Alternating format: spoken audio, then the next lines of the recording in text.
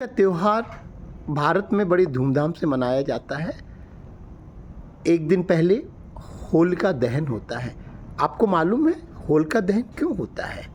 होलिका दहन होने का कारण है होलिका बुआ अपने भतीजे प्रहलाद को लेकर अग्नि में बैठी थीं। लेकिन क्यों बैठी थीं? क्योंकि होलिका को वरदान था कि वह आग से नहीं जल सकती हैं। प्रहलाद प्रभु के भक्त थे और प्रहलाद के पिता जो है वो एक राक्षस थे जो नहीं चाहते थे कि उनका बेटा भगवान का भजन करे। उन्होंने प्रहलाद को समझाया, कई कष्ट दिए, लेकिन जब प्रहलाद उस बात को नहीं माने तो उन्होंने निश्चित किया कि अपनी बहन से कहा कि इसको लेकर आग में बैठ जाओ।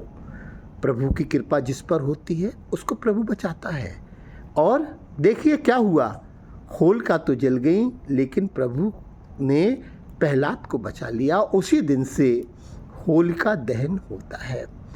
होलिका दहन के बारे में कहा जाता है कि इस दिन जो व्यक्ति अपने ऊपर से चावल और काले तिल 7 बार उतार कर होली में डाल देता है, दहन में डाल देता है, तो उस पर जो आपत्तियाँ, विपत्तियाँ, बाधा, भय जो भी उसके ऊपर होता है उनका उन्मूलन हो जाता है, वो खत्म हो जाती हैं।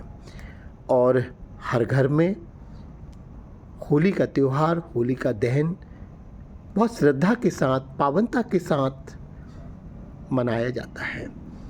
मलियाँ भी बनाई जाती हैं जिनका दहन घर में पूजा पाठ के साथ किया जाता है। शायद ये हमारे समाज की, भारतीय संस्कृति की एक बहुत बड़ी पहचान है। और साइंटिफिक रूप से हम देखें तो ये संधि काल है जहाँ ठंड खत्म हो रही है और गर्मी जो है वो प्रारंभ हो रही है। इस संधि काल में बहुत सी बीमारियां होती हैं, बहुत सी कीटाणु होते हैं। उन कीटाणुओं को जब होलिका दहन होता है तो ये चारों तरफ का वातावरण, कीटाणु नष्ट हो जाते हैं गर्मी के कारण, ताप के कारण, और वातावरण शुद्ध हो जाता है। इसलिए होलिका दहन जो है वो मनाया जाता है। और मैं तो यही कहूँगा, यही अनुरोध करूँगा कि प्रतिवर्ष पावनता के साथ, श्रद्धा के साथ होली का त्यौहार मनाएं, होलिका दहन अवश्य करें। अपने चौराहों पर तो करते ही हैं, अपने घर पर भी गोबर की मलियाँ बनाकर उनका दहन करें, क्योंकि गोबर की जो अग्नि होती है, गोबर से जो अग्नि निकलती है वो वातावरण को शुद्ध करती है, जिससे कि आपके घर में, आपके परिसर में जो कीटाणु हैं, जो वायरस हैं, वो नष्ट हो जाएंगे और हमारा परिवार और हम स्वस्थ रहेंगे। इसी